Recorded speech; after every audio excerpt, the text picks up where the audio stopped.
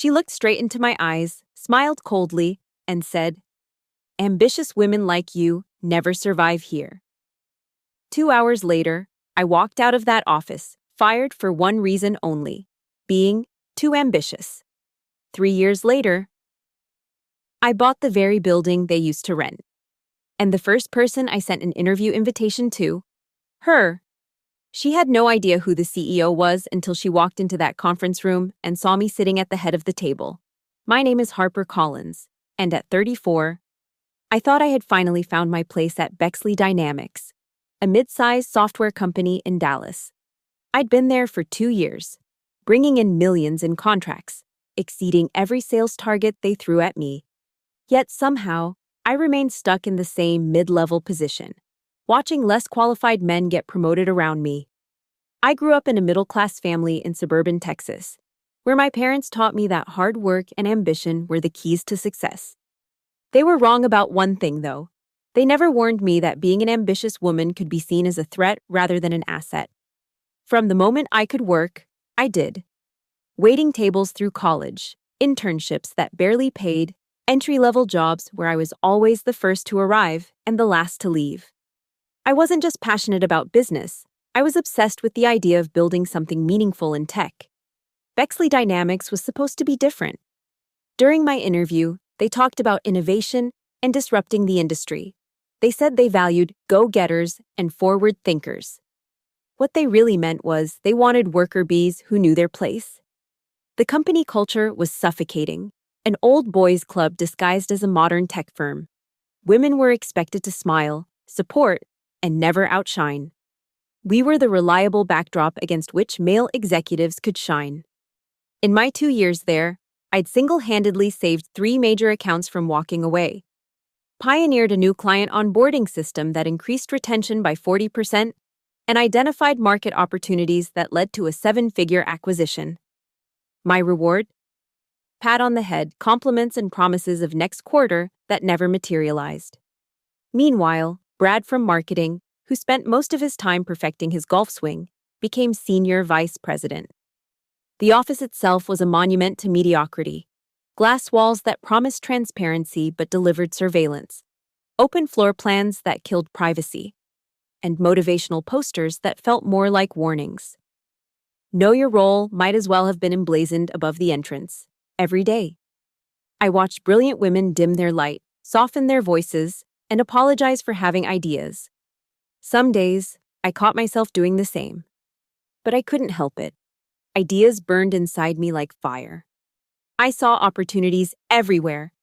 In our clunky software that clients tolerated rather than loved.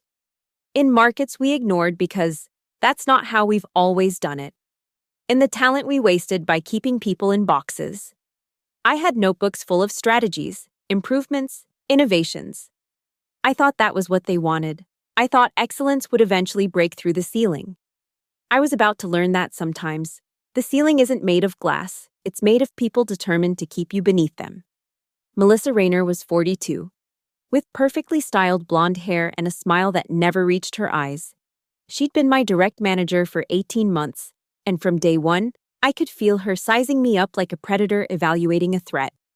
She'd climbed the ladder the traditional way, playing politics, taking credit, and most importantly, never making waves.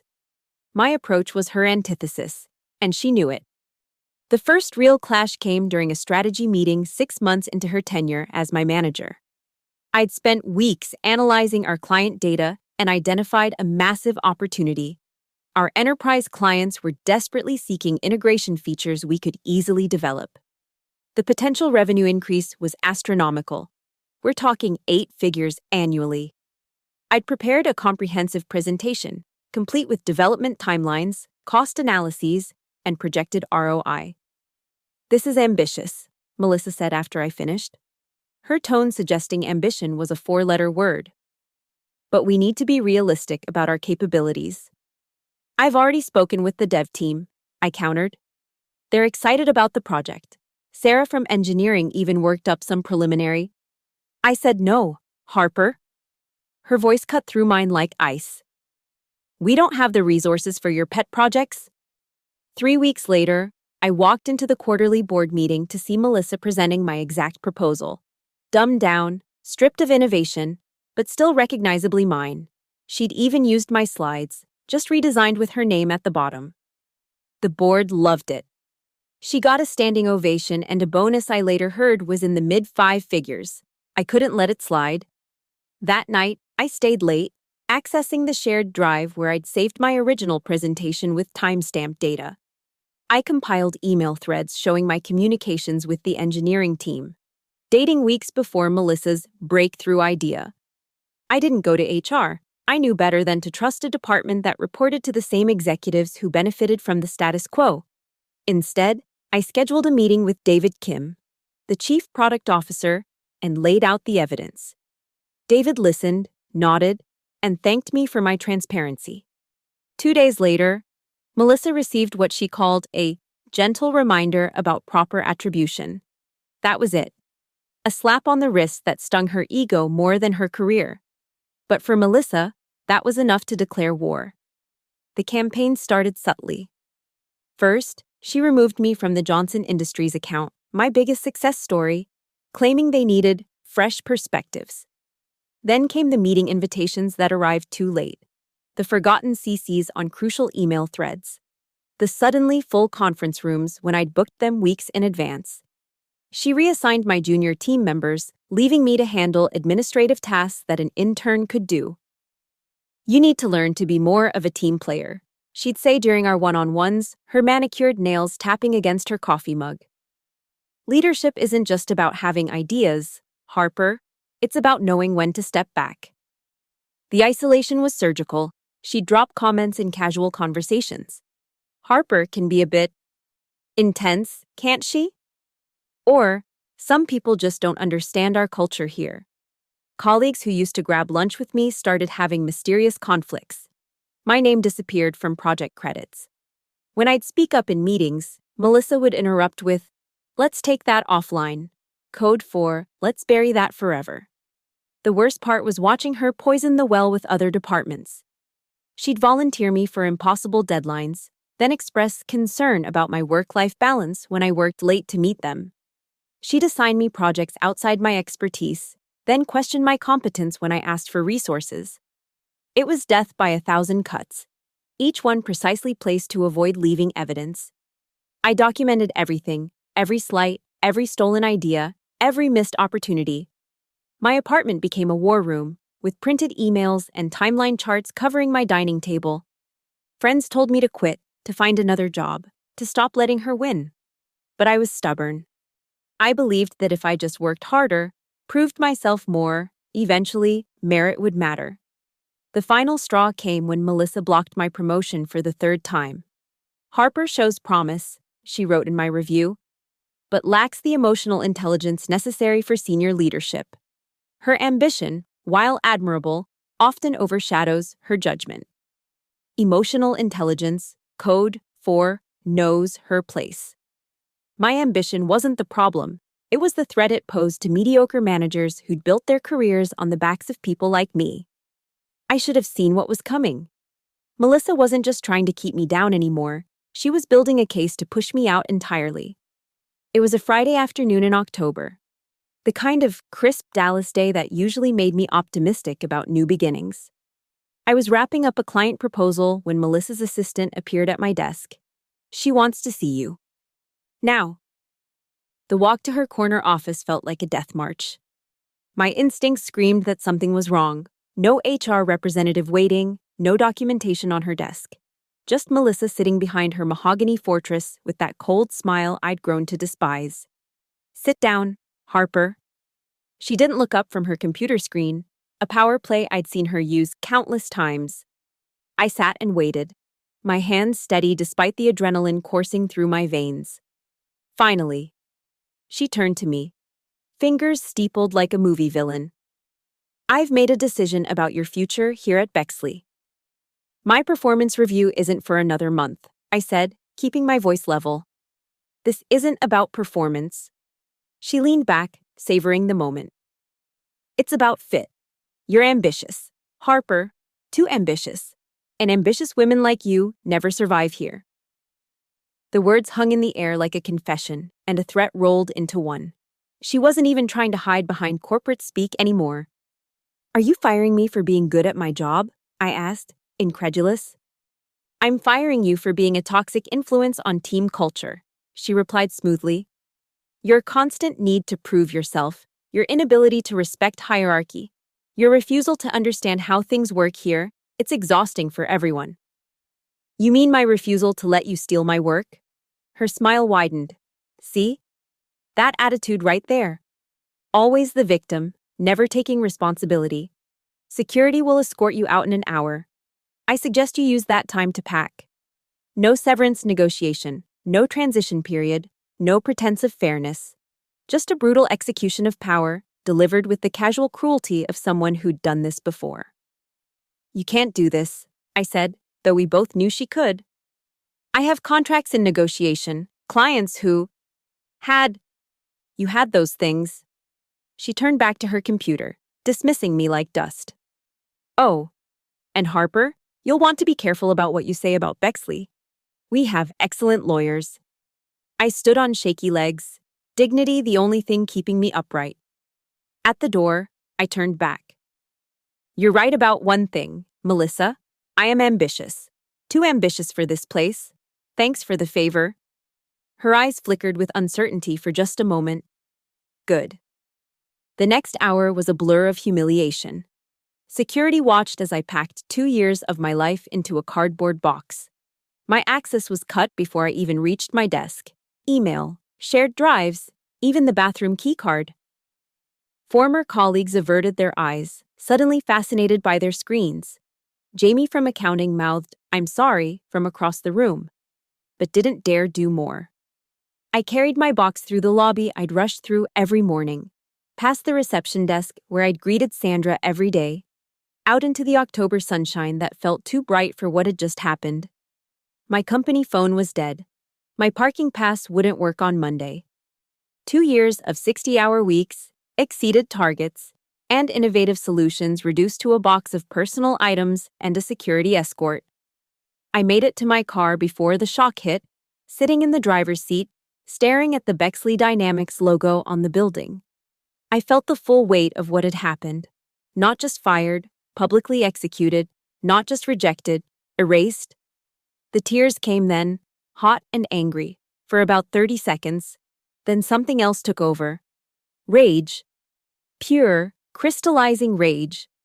Not the destructive kind that makes you key someone's car or send bridge-burning emails. This was different. A cold, focused fury that cleared away everything unnecessary. In that moment, sitting in my car with a pathetic box of belongings, I made a decision. Melissa thought ambition was my weakness. She was wrong, it was my superpower, and she'd just unleashed it. I drove home, poured myself a generous glass of wine, and opened my laptop. Not to job hunt, that would come later, if needed. Instead, I pulled up the business plan I'd been refining for 2 years. The integration platform Melissa had shot down. The innovation Bexley was too scared to pursue. The company I dreamed of building but never had the push to actually start. Getting fired was supposed to break me. Instead, it set me free. By Sunday night, I'd made 3 decisions.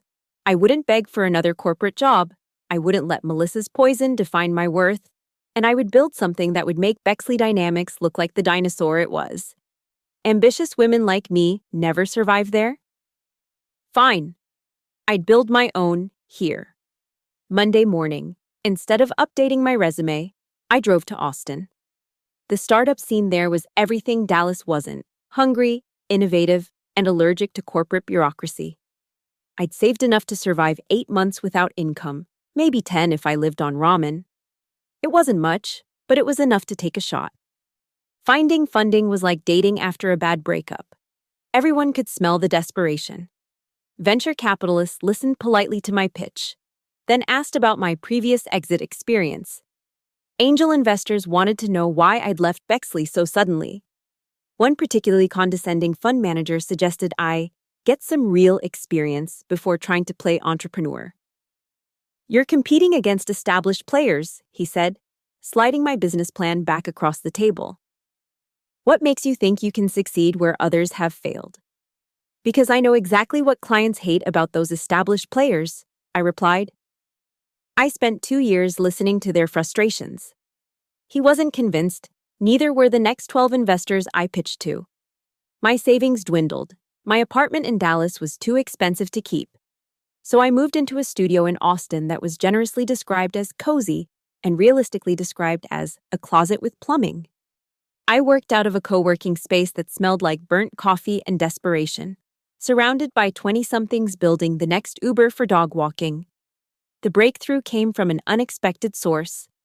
Lisa Patel, a former Bexley client I'd saved from a disastrous implementation, reached out after hearing I'd gone independent.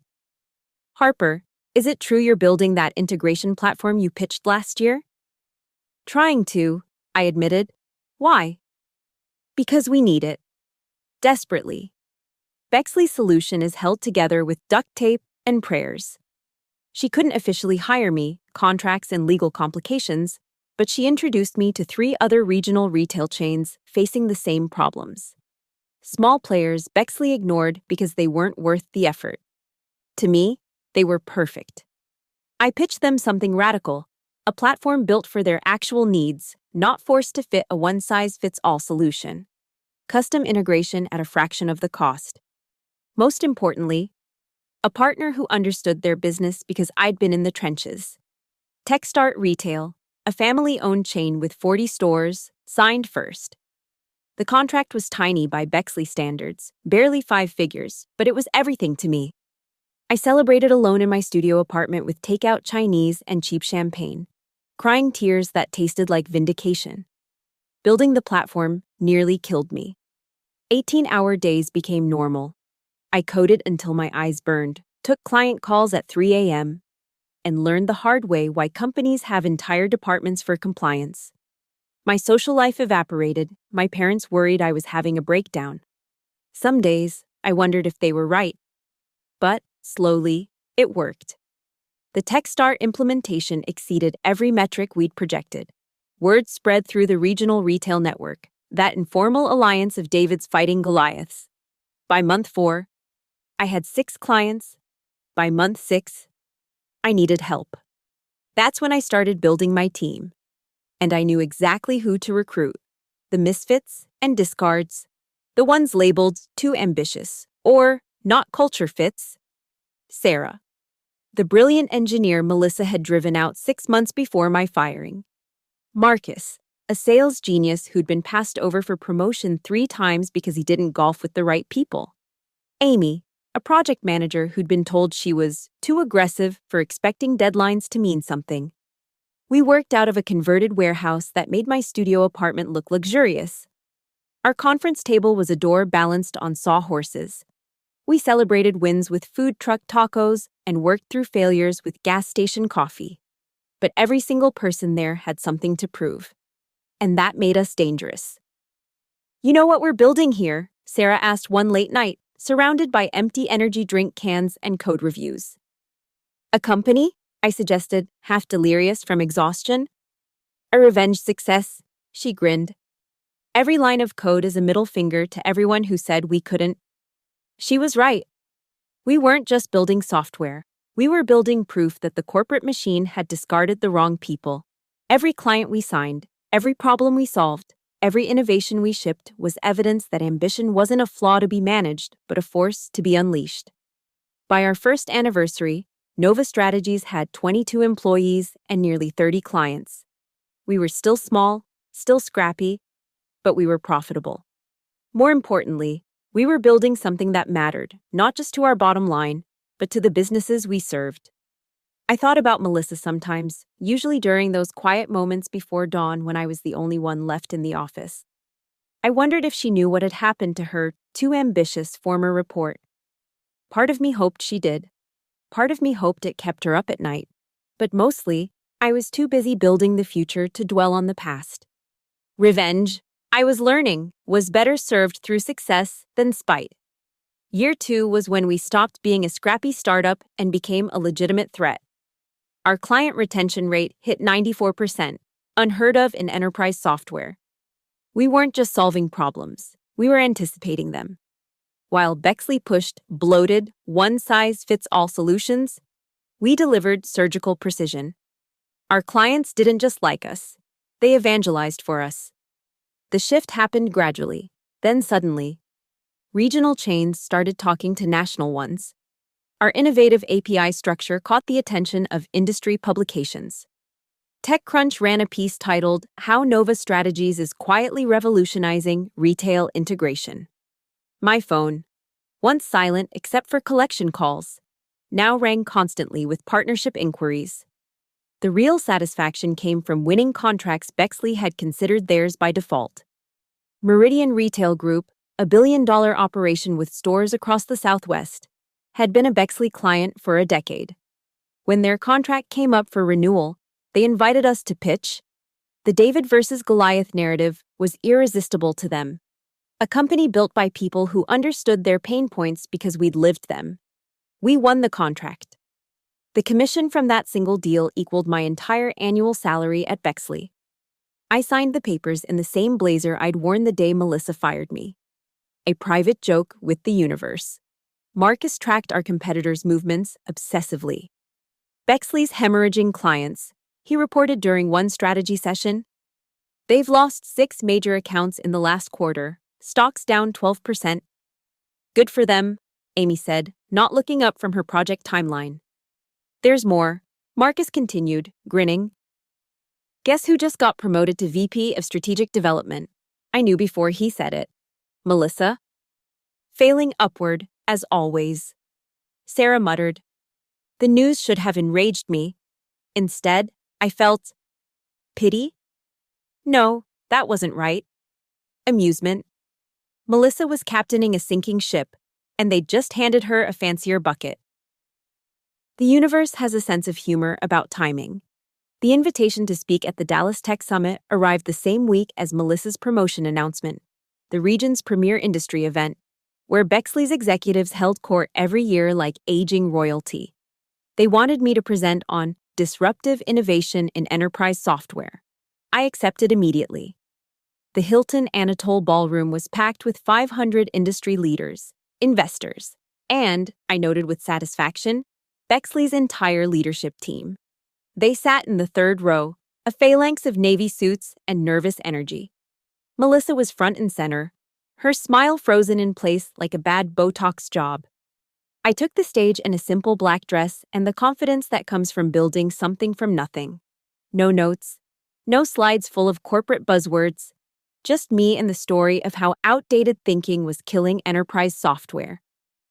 2 years ago, I was fired for being too ambitious, I began, making direct eye contact with Melissa. It was the best thing that ever happened to me. The room shifted, sensing drama. I laid out our philosophy. Listen to clients, not hierarchies. Promote based on merit, not politics. Build for the future, not to protect the past. Every point was a deliberate contrast to Bexley's model, though I never mentioned them by name. I didn't need to. Innovation doesn't come from playing it safe, I continued. It comes from the people you've been taught to fear, the ones who ask why, who push harder, who refuse to accept, because that's how we've always done it, as an answer. During the Q&A, a young woman in the back raised her hand. What advice would you give to someone facing resistance to their ideas in a traditional corporate structure? I smiled. Document everything, save your best ideas. And remember, the people who tell you you're too ambitious are usually just not ambitious enough. The applause was thunderous. Afterwards, a line of people waited to talk, to pitch, to explore partnerships. I watched Melissa and her crew file out quietly, their retreat as satisfying as any direct confrontation. But the real victory came later, at the cocktail reception. 3 of Bexley's top salespeople approached me separately. Are you hiring? They asked. All 3 had the same look I'd once worn, talented, frustrated, and ready to bet on themselves. We poached 2 of them within a month. The third came aboard after bonus season, bringing 2 major accounts with him, legal, ethical, and absolutely devastating to Bexley's quarterly projections. Sarah raised a toast at our next all-hands meeting. To being too ambitious, she said. as 35 former misfits and rejects raised their glasses. To proving them wrong, I added, we were just getting started. Bexley had fired me for being too ambitious. Now, that ambition was systematically dismantling everything they'd built, block by block, client by client, talent by talent. The best revenge really was massive success. The killing blow came wrapped in a bow of corporate inevitability. Global retail partners. Bexley's largest client, worth 40% of their annual revenue, reached out to us in late spring. Their CEO, Patricia Huang, had heard my Dallas Tech Summit speech and wanted to explore options. We've been with Bexley for 15 years, she explained during our first meeting. But loyalty has its limits. Their platform feels like it's held together with prayers and promises. Every update breaks something else. Their support team doesn't understand our business anymore. I knew exactly what she meant. I'd been the one holding those prayers together, making those promises work through sheer determination. Without people like me, people they'd systematically driven out, Bexley had become a hollow shell of technical debt and corporate inertia. The negotiation took 3 months. We built a custom proof of concept that migrated their data seamlessly, something Bexley had claimed was impossible. Our solution wasn't just better, it was transformative. Real-time analytics they'd begged Bexley for. Integration capabilities that actually integrated. Support from people who understood retail because we'd hired from retail. The contract terms included a brutal clause. Global retail would only switch if we could guarantee zero downtime during migration. If we succeeded, they'd require all their subsidiary brands to switch as well. If we failed, we'd pay penalties that would bankrupt us. My team thought I was insane for accepting. I signed anyway. This wasn't just about winning a client. This was about proving definitively that the two ambitious rejects could outperform the establishment. We pulled it off in 6 weeks, 0 downtime, 0 data loss, 0 regrets. The domino effect was swift and merciless. Global Retail's subsidiaries followed within days. Their competitors, seeing Global Retail's sudden technological advantage, came calling. Industry newsletters buzzed with headlines like, Bexley Dynamics loses crown jewel client to upstart competitor. Marcus showed me Bexley's quarterly earnings call transcript. They tried to spin the loss as strategic repositioning, but the numbers didn't lie. 40% revenue drop, emergency board meetings, hiring freezes. The parking lot that had once been full of Audis and BMWs now had empty spaces like missing teeth. They're shopping for a buyer, he informed me. Word is they need capital injection within 90 days, or they'll have to start layoffs. That's when I made the call to our commercial real estate broker. The Meridian Tower in Dallas. Is the Bexley floor still available? She laughed. Funny you should ask. They just gave notice they're breaking their lease. Can't afford it anymore. Moving to smaller offices in Plano. I'll take it. The whole floor? The whole floor. The irony was delicious. The same corner offices where I'd been humiliated.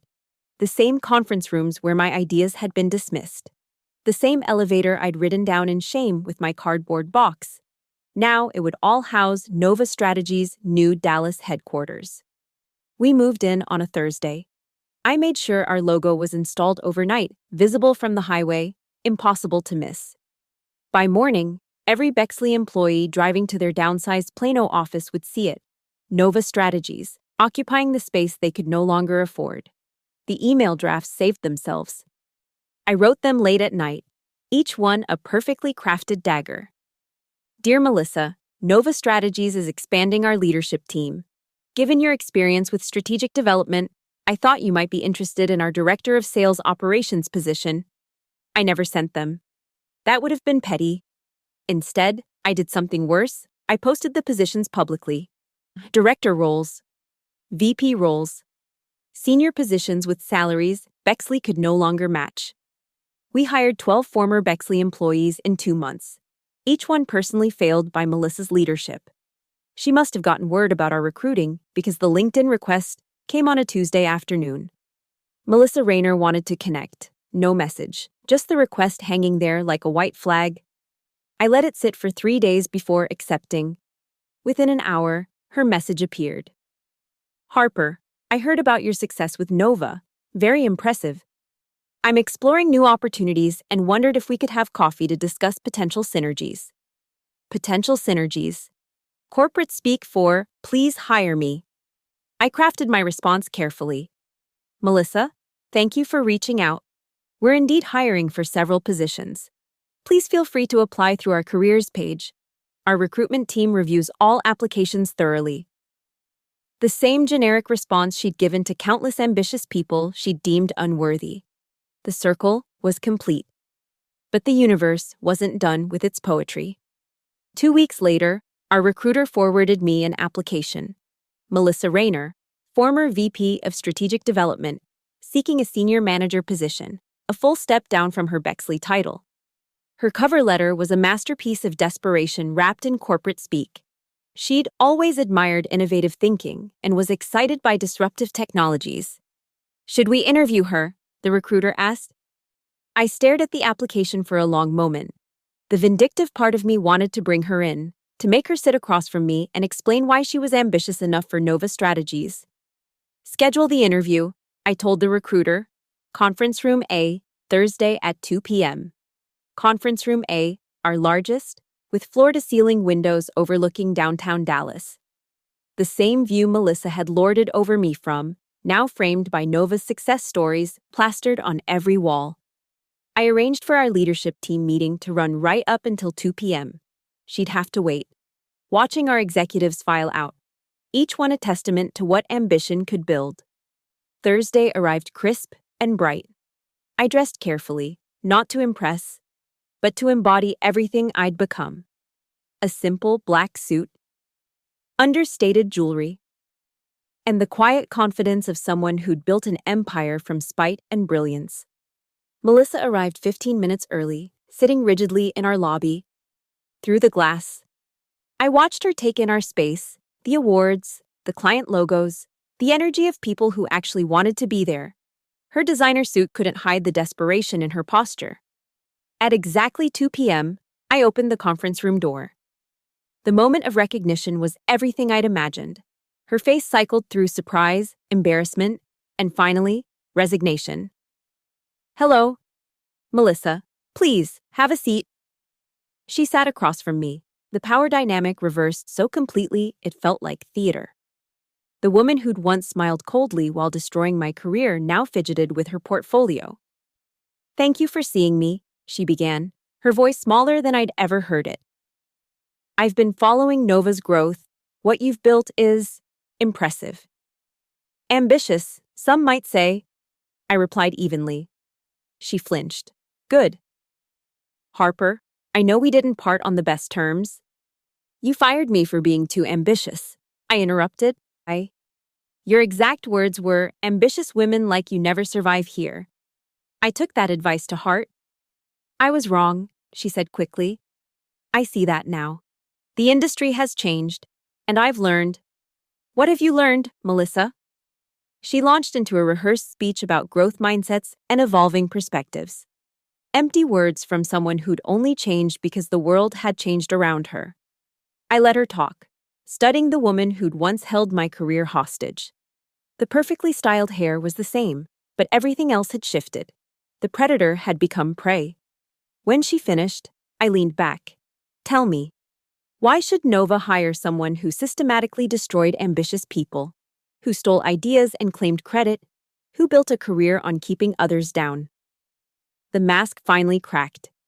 Because I know exactly what not to do, she said, desperation creeping in. Because I've seen how that thinking destroys companies. Because I need this job. Harper? Bexley's gone. My reputation is tied to a sinking ship, and you're the only person who really understands what happened there. There it was, the admission I'd waited 3 years to hear. She needed me. The woman who'd discarded me like trash now sat begging for scraps from my table. I stood, walking to the window. Dallas sprawled below us, a city of endless ambition and possibility. We don't hire people who punish ambition, Melissa. We hire people who nurture it, who see potential and feed it, not fear it. I can change, she insisted. Maybe, I conceded, turning back to her. But not here. Nova was built by people you discarded, for people you underestimated. Every success we've achieved is proof that your way was wrong. I won't contaminate that culture by bringing in someone who represents everything we've fought against. I moved toward the door, then paused. But I will give you some free advice. The same advice you gave me. Ambitious women like you never survive here. The difference is, I mean it as a challenge, not a threat. Prove you've changed somewhere else. Build something instead of tearing it down. Show the world that Melissa Rayner can nurture ambition instead of crushing it. Then come back in 5 years, and we'll talk. I opened the door, the dismissal clear. She gathered her things with shaking hands. The portfolio that held her hopes as useless as my cardboard box had been 3 years ago. At the doorway, she turned. For what it's worth. Harper, I'm sorry. I'm not, I replied honestly. Your cruelty gave me freedom. Your small thinking gave me big opportunities. Your fear of my ambition gave me an empire. So thank you, Melissa, for showing me exactly who not to become. She left without another word. I returned to my desk, the corner office with the view, the authority. The company built on ambition she'd tried to kill. My assistant knocked, reminding me about the board meeting to discuss our IPO timeline. I looked out at Dallas one more time, thinking about the girl who'd been escorted out with a cardboard box and the woman who'd just shown her former tormentor the door. Ambition hadn't been my weakness. It had been my salvation. Some people spend their lives trying to survive. The ambitious ones? We build kingdoms from the ashes of their empires. Thank you for listening to my story. Where are you listening from? I'd love to hear in the comments below and connect with fellow ambitious souls who refuse to dim their light. Don't forget to subscribe to the channel and share your own experiences. Have you ever been told you were too much for daring to dream big? Let's talk about it.